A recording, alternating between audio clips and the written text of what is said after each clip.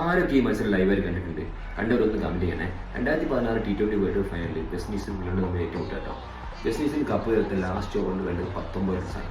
Ball ചെയ്യുന്നത് Ben Stokes ആണ്. ക്രീസിൽ നിൽക്കുന്നത് കാർലോസ് ബ്രാത്വൈറ്റ് എന്ന കരീബിയൻ. പിന്നെ അങ്ങോട്ട് നടന്നത് ചരിത്രമാണ്.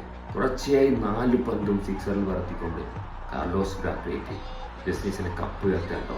വെസ്റ്റ് ഇൻഡീസിന് കപ്പ് നേടിക്കൊടുക്കുകയാണ്. ഡാരൻ സമീറാണ് ക്യാപ്റ്റൻ. ഇത്രത്തോളം ആവേശകരമായ മത്സരം വേറെ ഉണ്ടായില്ല. ബെൻ സ്റ്റോക്സിന് 4 പന്തിൽ 4 തുടർച്ചയായിട്ട് ഗ്യാലറിയിലേക്ക് പറത്തിക്കൊണ്ട് വെസ്റ്റ് ഇൻഡീസിന് T20 ആദ്യത്തെ കിരീടം കാർലോസ് ബ്രാത്വൈറ്റ് സമ്മാനിക്കാം. ഇത്രത്തോളം ഞാൻ ലൈവായിട്ട് കണ്ട് ഇത്രത്തോളം എന്താ പറയുക ഹാപ്പിനെസ് കിട്ടിയൊരു മത്സരം ഉണ്ടായില്ല കേട്ടോ. ഇത്രയും ആവേശകരമായ മത്സരമാണ്.